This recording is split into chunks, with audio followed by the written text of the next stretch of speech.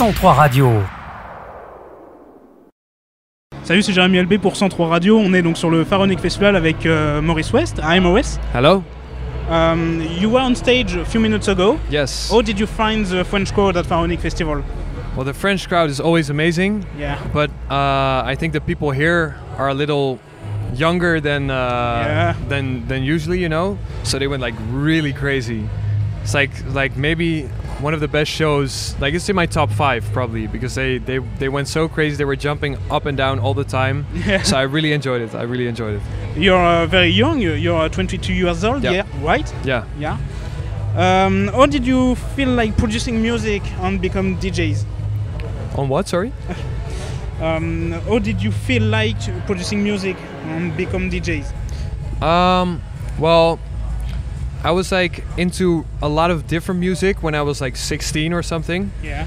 So I was really looking up to guys like Alesso and Skrillex, and like there's a huge difference between their sounds, of course. Like Alesso's progressive house and Skrillex is like dubstep, but I really wanted to make a lot of different sounds. So I developed a skill set in which I could make like dubstep sounds and progressive sounds and like big room sounds and whatever. And then I got most inspired by guys like Hardwell, Dimitri Vegas, and like Mike W&W. And then I really got into making big room, but like my version of big room is making it more melodic and more like radio kind of music. So that's how I got into making big room, and I really enjoy making it still now. So and so who is your favorite DJ at the moment? It's really hard to say because there's a lot of different DJs right now. Right now there's DJs that really like are there for their own music, and there's DJs that are really like they put on a really good show, you know, like Timmy Trumpet. Yeah. He's a really good friend of mine. He like every time he's at the same festival, I go watch him. Like if I played already, I just go to the stage, I go watch him because he's like so fun to watch, you know. And then there's also people like more techno DJs that are there for the music, you know, and that like they don't put on so much of a show or whatever, but still like the music they play and the way they mix is really amazing. So but it's really hard to say for me, you know, who's the best DJ right now. But one thing I can say is that I'm really curious to see what like Swedish House Mafia are gonna do, you know. Yeah. And most difficult, your favorite tracks? My favorite tracks. Well, I listen to a lot of music that's actually like not EDM or whatever. Yeah. So I listen to a lot of Stevie Wonder, for example. Timmy Trumpet too. Yeah. He said that? Yeah. Well, then we both have a good influence, I think. But yeah, so I listen to a lot of like old jazz stuff and old soul. But then also I really like to listen like to old dance music, like Showtek, the stuff they used to make, and like what Hardwell used to make in 2012. Yeah. Stuff like that, and like old Swedish House Mafia and Alesso stuff. So I really enjoy listening to music that's like maybe from 5 or 6 years ago. Okay. What is your excuse me? No problem. What is your best memory on tour? On tour? Well, I think on tour I just make a lot of memories and they're all super good. I don't really have a list of best memories, but like playing here for sure was for this year, for 2019, was probably the best memory so far. Okay. Because like being up there on the stage and like seeing all the people go crazy to the music that I've been making in the studio for like a month, you know. Yeah. Okay.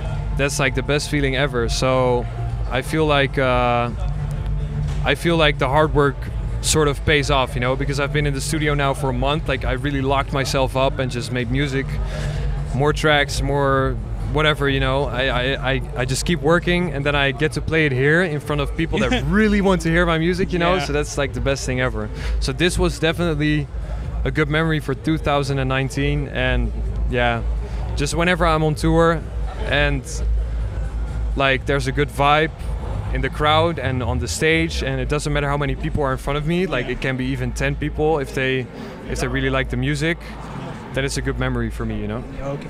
And now 3 questions. Your best memories of Tomorrowland main stage was with Kashmir or W&W? Oh, I never had that question. That's a good question. I never had that one before. of course, when I was with Kashmir, it was the first time ever at Tomorrowland. So then on that day, I got to experience like the whole festival. I got to see like how much work the people that work for Tomorrowland put into it. Like I was looking at like some small stage, and they still put in so much detail. Like then I realized like only for this stage, like probably 100 people had to really work hard, you know, to get that done. And then imagine how hard they had to work to get on the main stage, you know. But like for the first time when I was up there with Kashmir, that was like still to me that's really like surreal. It's a dream. The first time on Tomorrowland. Like I'm lucky that there's a video of me being up there, because otherwise if you told me I was up on the main stage like 2 years ago, I wouldn't have believed you. Yeah. It was still like. And you are very close to WNW. Yeah.